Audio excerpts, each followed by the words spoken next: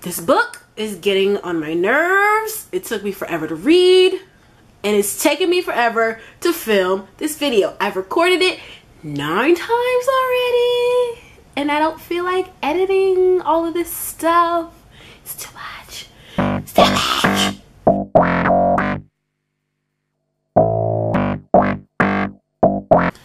What's up, you guys? I'm back with another video.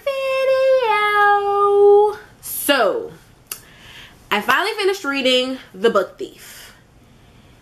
And yeah, I'll start off with a synopsis.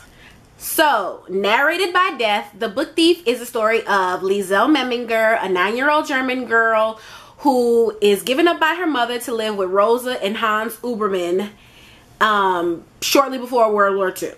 On the way to the foster family, her little brother dies, and she's traumatized and she has nightmares for months. So Hans, he's a good dude, right? So he comforts her and helps her get through her nightmares, and he also teaches her to read, starting off with a book that she stole from the cemetery where her brother was buried.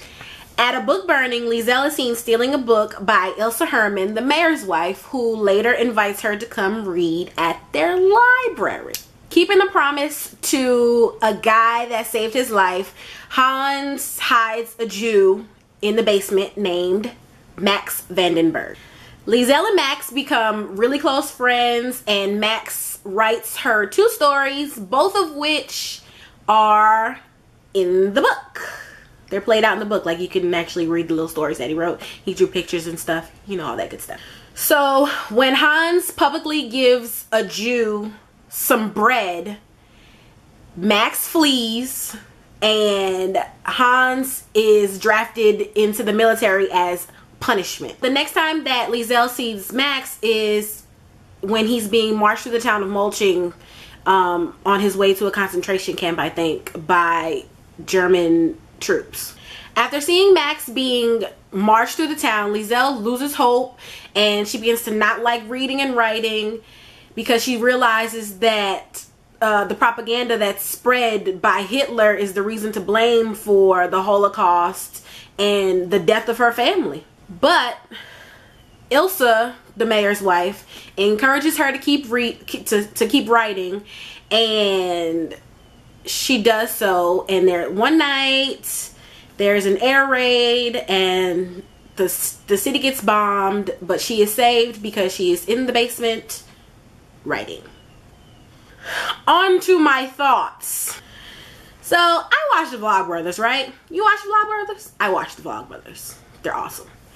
And I don't remember if it was Hank or John, but one of them was talking about Marcus Zuzak's muscles, and I was like, I've never seen those before.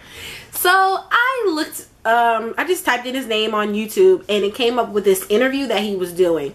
And in the interview, he was describing, you know, his inspiration for the book, and he was saying how I think it was his grandmother. I'm not really sure if it was grandmother, but maybe his grandmother used to tell stories of, you know, that time period.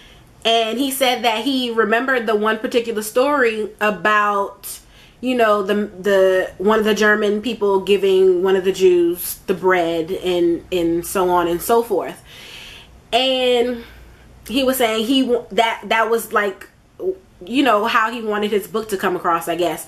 But it didn't. Like, I could see where he was coming from, like, you know, with the stories and how he wanted them to come across, because I mean, I've been to the Holocaust Museum. I've seen and listened to the stories, and, you know, this book was just, I understand that it wasn't supposed to be about the Jews. It was supposed to be about the other side, you know, the people in the middle, but it just wasn't good. The storytelling just wasn't good. I didn't like the narrator. The narrator was Death. The narrator is all-knowing, of course, because Death knows everybody's gonna die. But it was just the way the foreshadowing was. I could understand if, you know, you start at the end of a story and then you work your way to how you got to that ending. That's fine. But in this book, Like, yeah, you can say everybody's gonna die, but every time I start to like a character, you remind me he's gonna die. You're saying something good about him, he's gonna die. Oh, he's gonna die. But don't forget, he's gonna die. He's gonna die. And so it's like, you know, I'm constantly reminded that this person's gonna die. So why should I care what happens to him? He's gonna die. Also, I did not like the setup of the book. I didn't like how it read like a play. I wanted to read a book. I didn't want to read a play. It had like, let me show you. Let's see. You see this part right here? This, it reminded me of stage directions. Like it's setting up the scene before you actually start reading. Why do you need to do that? Why? I just don't know why. I didn't like that. I didn't like it. Lastly, the book was just boring. It was too long and it was boring. Because I like to end things on a good note, one thing I did enjoy about the book was typing in some of the words into Google Translate and hearing how they sound. Saukerl. Selvminst. Selvminst. All in all, I gave this book 2 stars because I didn't hate it and I didn't love it. And I feel like that's the worst kind of book to have. A book that you don't hate and that you don't love. One that's just okay. Like, you don't care about it. Like, you know, you can't have books like that. You have to care about books.